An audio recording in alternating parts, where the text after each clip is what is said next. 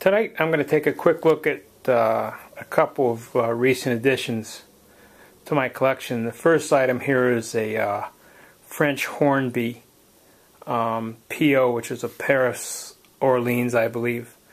This is a 20-volt motor, single pickup with manual reverse, and I think this is a post-war model. I think this was around, probably made in the 50s, given the setup on it, but I'm not exactly positive on that. This, when I got it, ran real poorly, and basically all it needed was to have the armature cleaned correctly, and I had to make new brushes for it because the brushes were just scrap. They were oil soaked and whatnot. The only issue with this, you have to split the motor case to get the armature out, but it wasn't that big a deal. In any case, once I cleaned the armature out good and made the new brushes for it, it ran real nice. It runs great forward and reverse, very smooth. This is a, if you look there, it's got a single pickup, and it's a nice little train. It's not a powerhouse or anything, but it looks nice pulling a couple of passenger cars. I have for another Hornby train that I have, another French Hornby.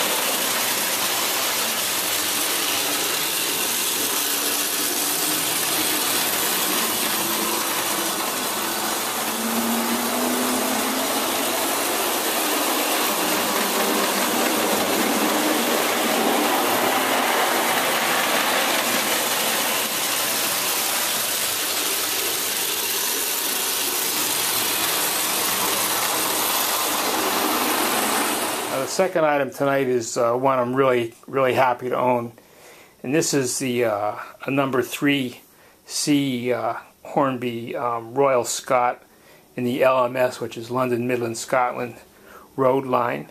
And this train, not 100% positive, but I'm going to date this from 1937 or 1938, and the reason I'm saying that is because of the smoke deflectors and the electric headlight on it.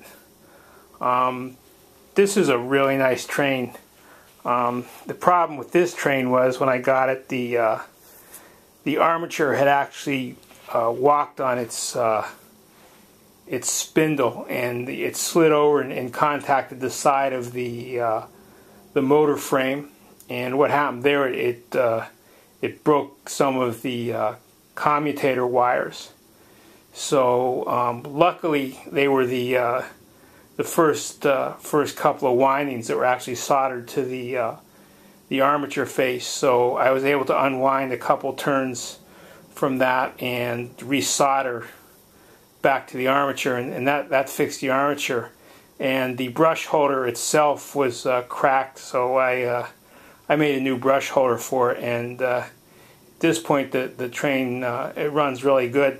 This has the automatic direction control. It's a forward and reverse type deal, and it's got like like a two-position type drum setup, and there's a there's a little lever in the back. I don't know if you can see that or not. That if you pull it in one direction, it allows the reverse unit to operate, and if you push it in, it'll lock it into whichever direction you had it set for. So at this point, I've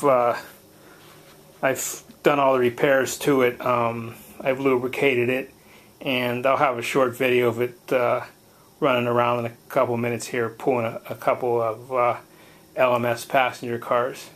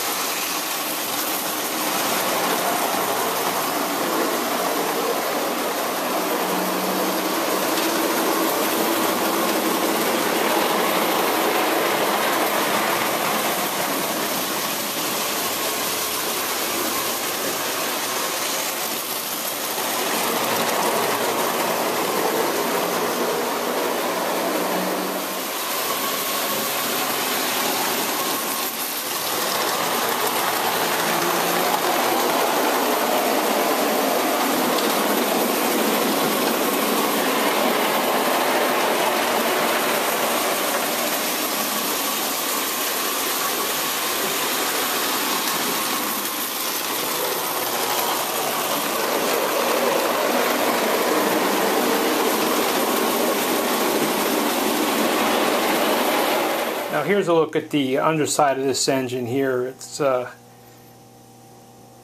nice, nicely built. I like these Hornby trains. This has the 20-volt motor, which is good because they had them with a 6-volt motor, and sometimes with the 6-volt motors the train really takes off. So the 20-volt motor itself works great.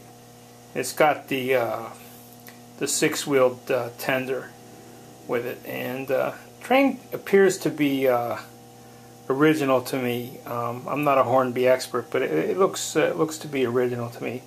So like I said, I was really happy to get this one. I have another one of these. It's an earlier one. It's a green one, and it doesn't have the electric light, but it's very similar to this.